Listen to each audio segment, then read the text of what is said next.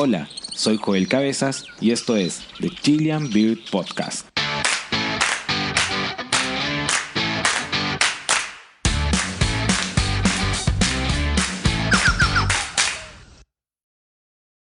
Este es el primer capítulo de Chilean Bird Podcast y les contaré brevemente la historia sobre el origen de eBird y la relación de esta valiosa base de datos con la famosa sociedad de Audubon y Cornell.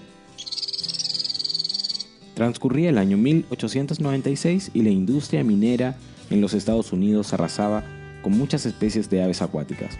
Ante la matanza de estas aves, dos personas con conciencia ambiental en la época, unos verdaderos contemporáneos de la protección ambiental, Harriet Hemingway y Mina Hall, fundaron la Sociedad de Audubon en Massachusetts.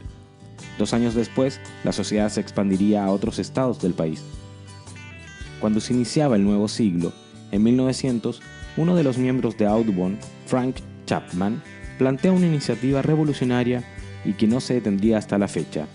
Realiza el primer conteo de aves en épocas de invierno, donde los voluntarios de Audubon se lanzaron a la cacería de aves, pero a diferencia de la empresa minera, esta caza fue hecha con la observación. Por otro lado, está el Laboratorio de Ornitología de la Universidad de Cornell, en Ithaca, Nueva York, laboratorio que se encarga del estudio de aves de todo el mundo, y que 102 años después de la actividad de Navidad planteada por Frank, el Laboratorio de Ornitología de Cornell, en asociación con Audubon, lanzan una base de datos que revolucionaría la observación de aves en el mundo entero. Así nace en 2002 eBird. Muchos de nosotros utilizamos, de alguna u otra manera, la aplicación o el sitio web para educarnos, identificar o compartir información sobre aves con observadores de todo el mundo. ¿Pero qué es lo que hace interesante e importante esta aplicación? Considerada como un proyecto de carácter crowdsourcing o de abastecimiento de datos, en este caso eBird obtiene datos a partir de los usuarios de su sitio web o de la aplicación, eBird se comporta como una base de datos que da el ejemplo respecto a la tan buscada democratización de la ciencia. Es simple, te dispones a salir a avistar aves.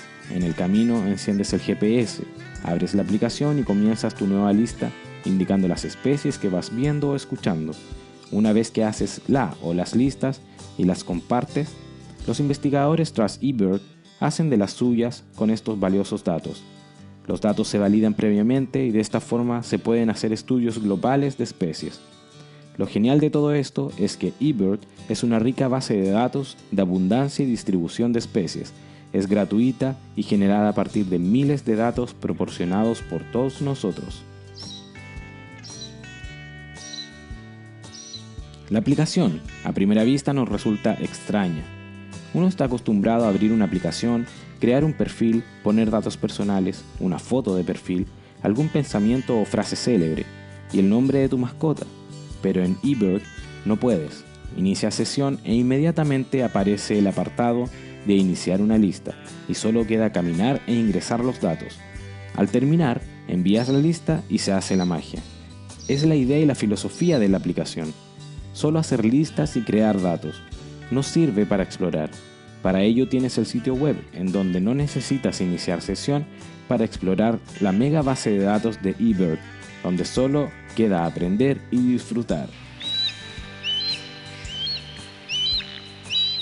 En nuestro país se logró un hito muy importante para el mundo ornitológico y conservacionista, gracias a un trabajo colaborativo de 1815 voluntarios y alrededor de 100 ornitólogos que durante un periodo de 5 años, entre septiembre de 2011 y agosto de 2016, subieran datos de 331 especies de aves que nidifican en el país a la plataforma de eBird.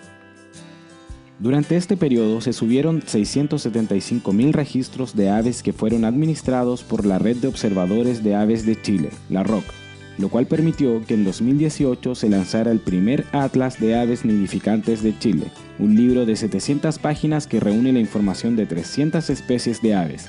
Este libro está disponible en formato digital en el sitio web de la ROC.